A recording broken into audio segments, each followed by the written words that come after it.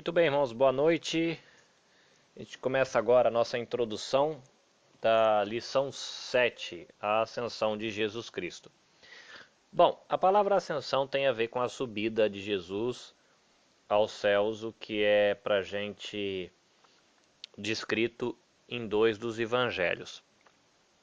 Mas antes de falar um pouquinho sobre essa questão de Jesus ter subido ao céu, eu queria só dar um passo atrás e deixar alguns pensamentos para você a respeito da ressurreição. Que Jesus ele sobe aos céus depois que ele ressuscitou. E eu não sei se você já teve a oportunidade de ouvir alguma coisa, mas existem argumentos contra a ressurreição, né? Gente que diz que a ressurreição não aconteceu e alguma coisa assim. Para a gente cristão, além de crermos, a gente crê no testemunho dos evangelhos que diz que a ressurreição aconteceu, a gente tem um porquê da ressurreição que tem a ver com a morte pelos nossos pecados, o pagamento dos pecados.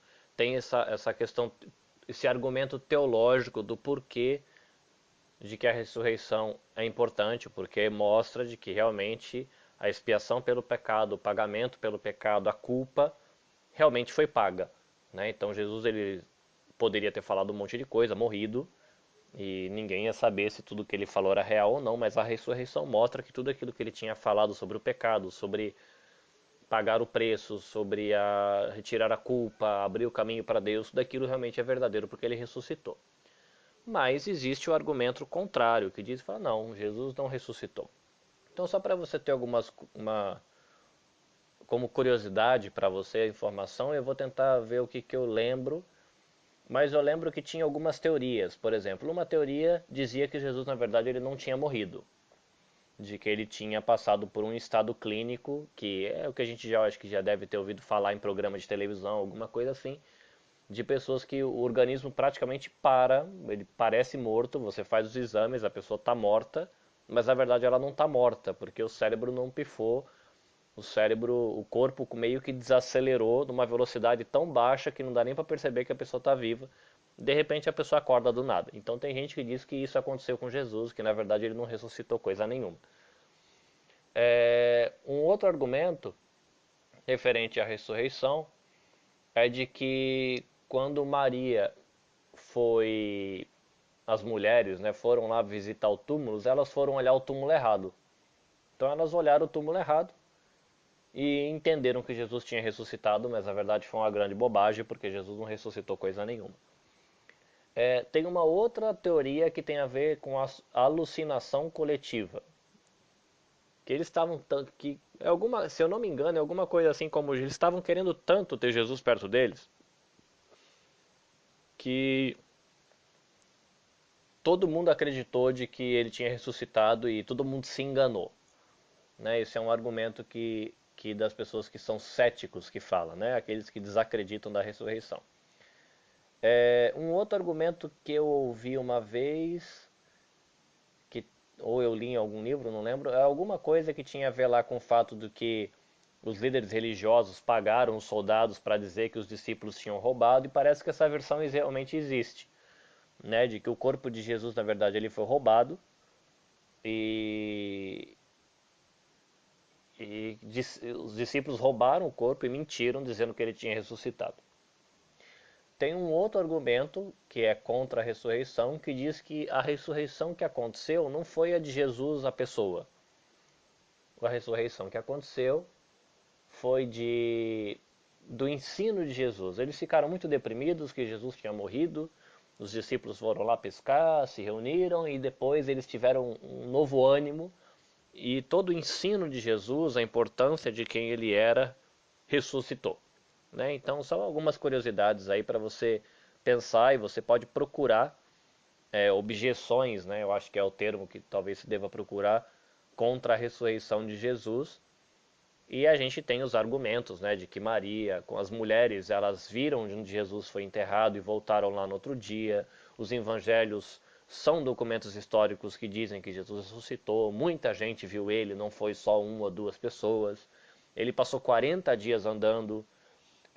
Os discípulos morreram defendendo que Jesus tinha ressuscitado, então se ele não tivesse ressuscitado e eles tivessem inventado tudo, seria muito estúpido você enfrentar a morte para sustentar uma mentira. Então, esse é um dos argumentos que a gente, como cristão, usa. Fala, olha, mas se fosse tudo mal inventado, esses caras não iam morrer por causa de uma mentira, né? Se você espreme alguém, tortura, bate, o cara fala a verdade, né? E a gente tem. Então, o testemunho do evangelho, o tempo que ele passou, quando a igreja começou a se expandir em Jerusalém, tinha um monte de testemunho ocular do que tinha acontecido, então se fosse mentira já tinha caído por terra naquela época mesmo.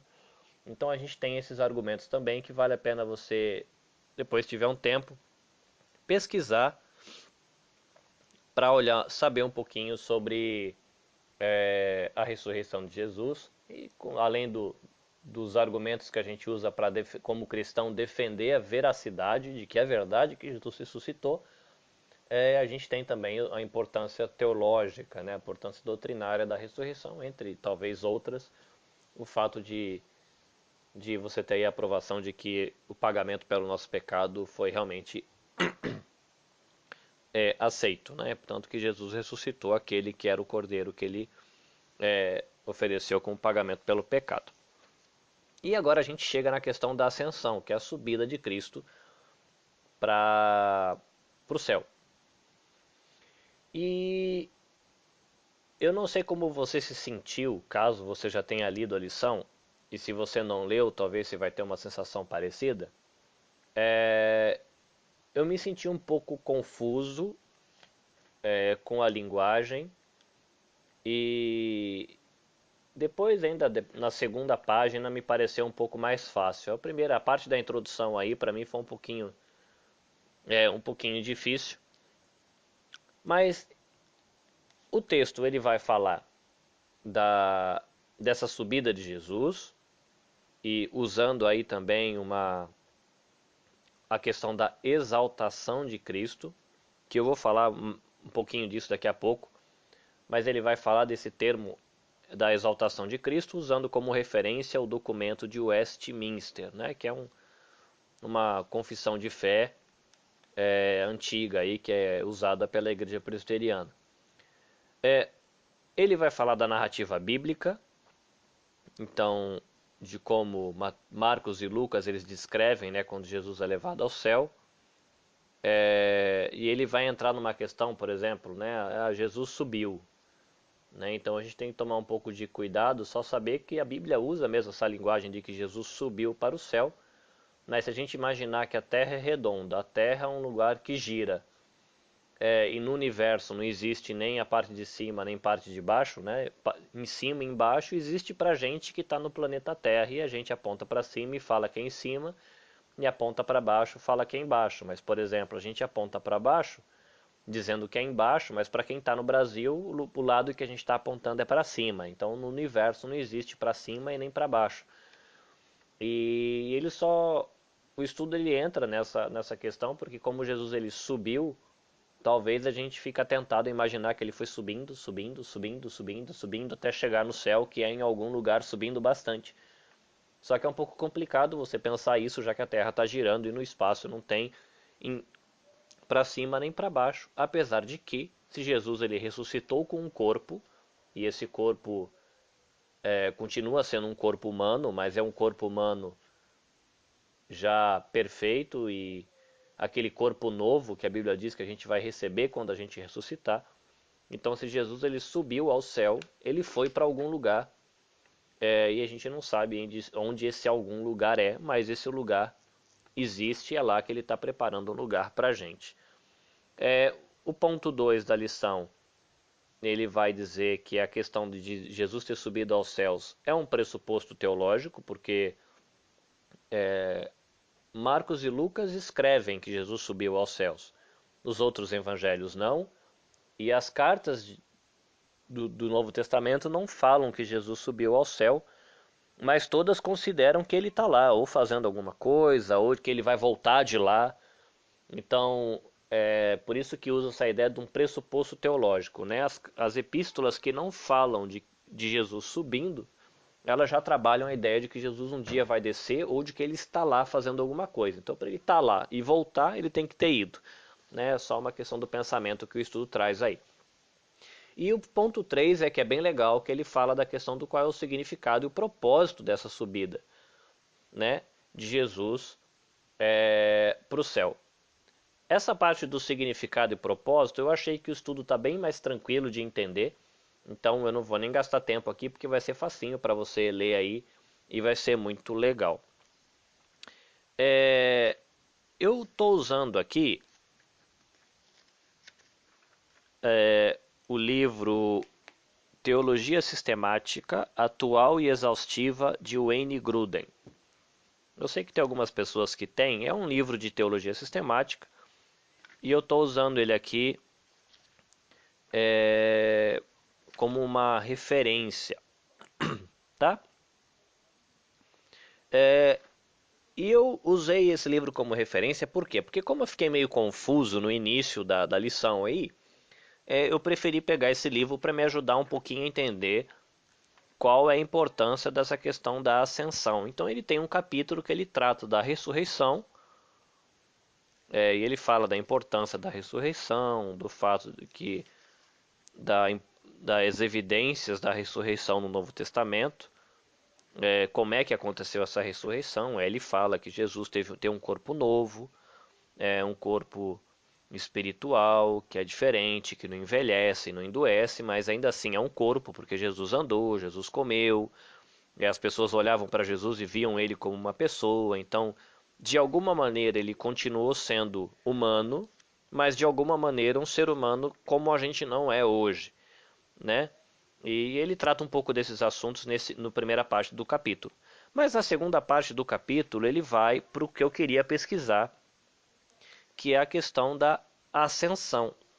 Então, eu não vou ler o texto para você, porque ficaria muito longo, mas ele trata, por exemplo, o que eu tinha falado um pouquinho atrás, de que Jesus ele subiu para um lugar, né? Ele trata também desse cuidado que a gente tem que ter, de que a parte de cima para a gente não quer dizer que seja em cima no universo ou em qualquer lugar no espaço, em outro planeta, alguma coisa assim, mas de que Jesus ele tem que ter ido para algum lugar, já que ele tem um corpo físico. Então a gente não sabe direito como isso aconteceu, né? Jesus ele não virou fumaça na frente dos discípulos, como se ele tivesse virado um fantasma e ido para lugar nenhum, né? Ele trata algum pouquinho disso aqui no capítulo, mas ele fala, olha, Jesus ele subiu devagarinho e foi envolvido por uma nuvem, talvez fazendo referência à nuvem da glória de Deus, e desapareceu. Ele foi para algum lugar que a gente não sabe onde é, mas ele está em algum lugar, esse lugar a gente chama na Bíblia de céu, e de lá ele vai voltar um dia.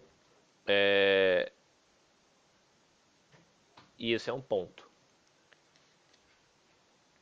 É um ponto também de que quando ele subiu, Cristo ele recebeu mais glória e honra como Deus homem. Então, ele cita um versículo de Apocalipse, né? Digno é o cordeiro que foi morto de receber o poder, a riqueza, a sabedoria, a força, a honra, a glória e o louvor. E o estudo ele trata um pouquinho disso quando ele fala aí de que Cristo foi exaltado logo na introdução. Então, parte disso é a glória que ele recebe quando ele sobe como Deus homem. Cristo ele se assenta à destra de Deus, né? Então ele se assenta aí do lado de Deus como um príncipe ao lado do rei, alguma coisa assim. E onde ele recebe aí toda, vamos colocar aí, autoridade sobre a igreja, autoridade para mandar o Espírito Santo, autoridade para julgar depois. Então ele recebe ali, ele é exaltado nessa questão de ter sentado ao lado de Deus. E a importância para a gente, né, segundo aqui o livro do Grudem, da gente pensar sobre a questão de Jesus ter ido para algum lugar, ter subido, porque um dia a gente também vai, e a gente também vai com o corpo que a gente recebeu, né, e de que Jesus ele está lá trabalhando, liderando pela igreja, e isso é importante. Ele tem uma outra parte aqui que ele chama de os estados de Jesus Cristo. Isso eu vou dar uma lida para você porque eu achei interessante. Ao comentar sobre a vida, a morte e a ressurreição de Cristo, os teólogos muitas vezes aludem ou se referem aos estados de Cristo. Com isso, eles se referem às diferentes relações que Jesus mantinha com a lei de Deus para a humanidade, com a posse de autoridade e com a honra que se lhe deve. De forma geral, fazem diferença a dois estados, o estado de humilhação e o estado de exaltação. Assim, a doutrina do estado duplo de Cristo é o ensino de que ele experimentou primeiramente o estado de humilhação, para depois passar ao estado de exaltação. E essa palavra exaltação a gente tem aí na introdução do estudo, né? Então, o que Jesus ele experimentou quando ele estava aí no seu estado de humilhação, né? Então, incluídos na humilhação de Cristo, encontram-se a encarnação, o sofrimento, a morte e o sepultamento. E aí, incluído na parte da exaltação de Cristo, a gente tem a ressurreição, a ascensão ao céu, que é o que trata o estudo, o fato dele se sentar à destra de Deus e a volta em poder e glória. Então, muitas teologias sistemáticas empregam os estados de humilhação e de exaltação como as principais categorias dentro da discussão da obra de Jesus, né? Então, Jesus ele foi exaltado na questão da ascensão, e é interessante saber que isso faz parte do que os estudiosos chamam da obra de Cristo. E quando a gente fala a respeito da obra de Cristo, eu só vou fazer uma citação aqui, mas o capítulo 29 do livro do Grudem, ele fala sobre os ofícios de Cristo. Né? Então Jesus, quando a gente fala da obra, né, de Jesus, a gente tem aí, por exemplo, Jesus como profeta, e a gente lembrando, né, profeta é aquele que traz as palavras de Deus para o povo. Tem um outro ofício de Jesus, que é o ofício de sacerdote. E você lembrar que o sacerdote, ele oferecia sacrifícios, orações e louvores a Deus em favor do povo. E ele também representava a Deus diante do povo. Representava o povo diante de Deus. E a gente tem o ofício de rei, que é aquele que governa como representante de rei. Né? Então, por isso que a gente tem textos na Bíblia que falam que Jesus era profeta, rei e sacerdote. Né? A gente tem esse conceito da obra de Cristo. Né? Então, Jesus, enquanto ele estava aqui trabalhando com a gente, ele era ele mesmo profeta, que tinha sido prometido que viria um profeta como Moisés, mas ele também era aquele que falava de Deus para a gente. Ele, como sacerdote, ele ofereceu sacrifício. Ele foi o sacrifício perfeito para Deus, então representando a gente diante de Deus para limpar a gente, purificar. Vale a pena lembrar de que essa questão de sacerdote, ele está lá no céu como nosso supremo, né, o sumo sacerdote, nos representando diante de Deus, intercedendo pela gente. E na questão dele ser o rei, no ofício de rei, ele está lá no céu, reinando sobre o universo e reinando sobre a sua igreja. Então, a questão dos ofícios de Cristo tem um pouco de relação aí com a questão da ressurreição e a ascensão, né? Então, Jesus como rei, como sacerdote e como profeta. E a gente vê aí a importância da ascensão e crer de que Jesus ressuscitou de verdade e de que ele realmente subiu aos céus e que um dia ele vai vir buscar a gente desse céu, né, desse lugar onde ele está. E a gente vai receber um corpo novo, assim como ele recebeu, que é um corpo humano, mas diferente, humano em alguma medida, mas diferente em alguma medida, e a gente vai poder viver para sempre no céu que Jesus diz que foi para lá para preparar para a gente. Né? Então, eu espero que esses poucos minutos ajudem você a entender um pouquinho e trazer algumas informações para fazer seus olhinhos brilharem aí quando você estiver fazendo a sua lição. Então Deus abençoe e até a próxima.